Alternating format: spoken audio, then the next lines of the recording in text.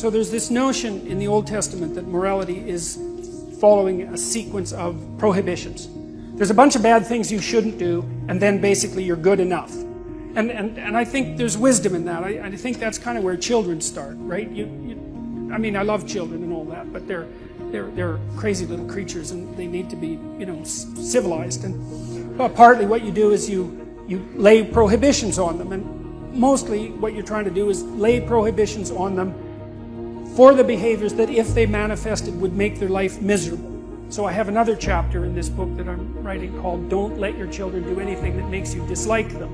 And the idea there is that your job as a parent is to help your children become the sort of 4-year-olds that adults genuinely smile at when they come into a room, because that makes the entire social environment both truthful and welcoming. And so your job is to make them desirable social beings, and a lot of that is prohibition. Okay, and there's this ethical transformation. It happens to some degree in the tradition of in the prophetic tradition, where there's a spirit that seems, in some sense, to rise above the law. But there's a real transformation between the Old Testament and the New Testament, because the Old Testament is prohibition, and the New Testament is, well, here's the good things you do once you're more than merely prohibiting yourself from impulsive sin, let's say. There's a positive good to be accomplished.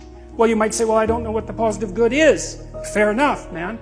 So this is why this thing that I've said to people has become this crazy internet meme, but that's to clean up your room, and which is a lot better and more useful than people think. It's a lot harder too, but the first thing you do, I think, and I learned this in part from Solzhenitsyn when he was trying to iron out his soul when he was in the Gulag, because he was trying to figure out how he got there, how he contributed to how he got there.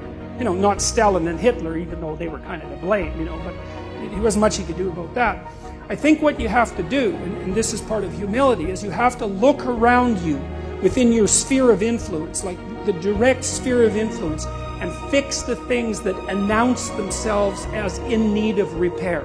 And those are often small things, and they can be like your room. Put it in order, because the thing is, it isn't exactly so important that your room is in order, although it is.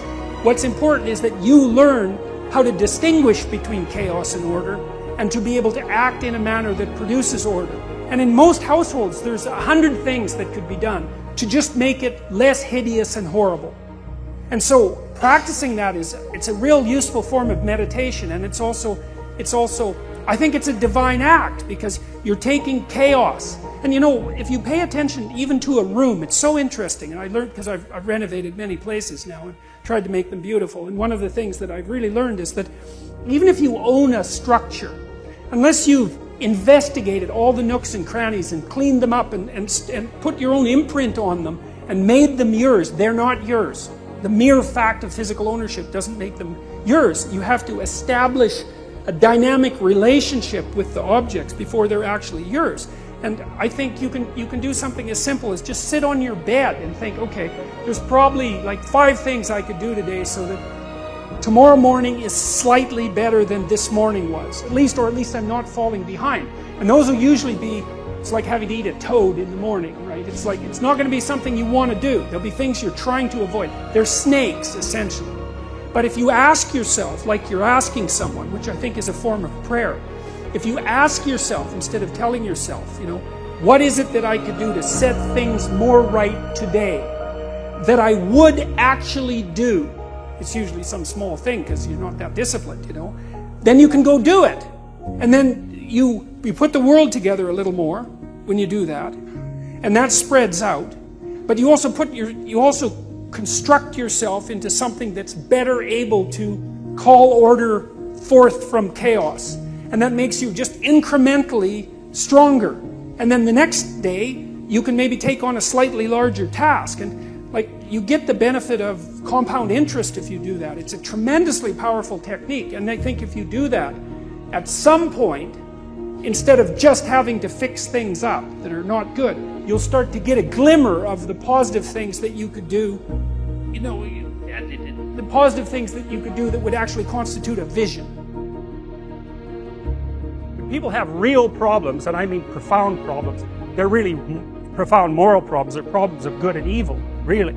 You know, there are things going on in their family that are so terrible that, well, that they're sometimes fatal. You know, lie upon lie upon lie upon lie for decades and decades and decades. It's awful. Most people have problems in living. They don't have psychological problems. And so I've experienced, despite my love for the psychoanalysts, very frequently what I'm doing as a therapist is helping people have a life that would work. You know, and we can parameterize that. It's like, what do you need? How about some friends? That you'll kind of like that. How about an intimate relationship with someone that you can trust, that maybe has a future? That'd be good. How about a career that puts you in a dominance hierarchy somewhere, so at least you've got some possibility of rising, some possibility of stabilizing yourself, and a schedule and a routine, because no one can live without a routine. You just forget that. If you guys don't have a routine, I would recommend, like, you get one going, because you cannot be mentally healthy without a routine. You need to pick a time to get up. Whatever time you want, but pick one and stick to it, because otherwise you dysregulate your circadian rhythms and they regulate your mood. And eat something in the morning. I've had lots of clients who've had anxiety disorders. I had one client who was literally starving. Very smart girl. There was very little that she liked. She kind of tried to subsist on like half a cup of rice a day. She came to me and said, I have no energy. I come home, all I want to do is watch the same movie over and over. What, like, is that weird? And I thought, well, it depends on how hard you work. You know, it's a little weird, but whatever. It's familiar. You're looking for comfort. So I did an analysis of her diet. It's like 3/4 of a cup of rice. It's like, you're starving. Eat something. You know, you'll feel better. So she modified her diet, and all her anxiety went away, and she had some energy. It's like, yeah, you gotta eat. So, a schedule, that's a good thing, man. Your brain will thank you for it. It will stabilize your nervous system. With a bit of a plan, that's a good thing. You need a career, you need something productive to do with your time, you need to regulate your use of drugs and alcohol, most particularly alcohol, because that does in a lot of people. You need a family, like the family you have, your parents and all that. It'd be nice if you all got along, you could work on that. That's a good thing to work on. And then, you know, you probably need children at some point, and that's life. That's what life is. And if you're missing, you know, you may have a good reason to not be operating on one of those dimensions. It's not mandatory. But I can tell you that if you're not operating reasonably well on 4, I think I mentioned 6, if you're not operating reasonably well on at least 3 of them, there's no way you're going to be psychologically thriving. And that's more pragmatic in some sense than psychological, right? Human beings have a nature. There's things we need. And if we have them, well, that's good. And if we don't have them, well, then we feel the lack. And so behaviorists, behavioral psychologists concentrate a lot more on that sort of thing. You know, it's practical.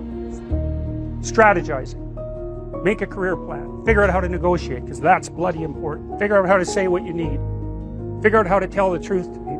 Figure out how to listen to your partner in particular, because if you listen to them, they will actually tell you what they want. And sometimes you can give it to them, and maybe they'll return the favor. And if you practice that for like 15 years, well, then maybe you're constantly giving each other what you want. Well, hooray. That would be good. And then there's 2 of you under most circumstances, and it's better to have 2 brains than 1, because people think differently because of their temperament mostly. And so the negotiation is where the wisdom arises, and it's part of the transformation, the psychological transformation that's attendant on an intimate relationship, and one of the fundamental purposes of a long-term intimate relationship. Ask yourself what would motivate you. You know, first of all, don't be studying 8 hours a day, because that isn't going to work and you're not going to do it anyways. You know, would you start studying 5 minutes a day? Seriously, could you bring it up to 10 minutes a day? What would you have to do for yourself to get yourself to sit down for half an hour a day and study intently? Like maybe you'd have to, I don't know what you'd have to do, like have a beer at 6 o'clock at night or something, or maybe you'd have to go for a walk in the park or go out for coffee. It's like, imagine that you're sitting down with a stupid, undisciplined child, and you're trying to get that child to do something useful. You say, okay, look, I want you to do X, it's necessary, but you can pick how much of it you're going to do, and I'll give you what you want if you do it. Well, ask yourself that, see what happens.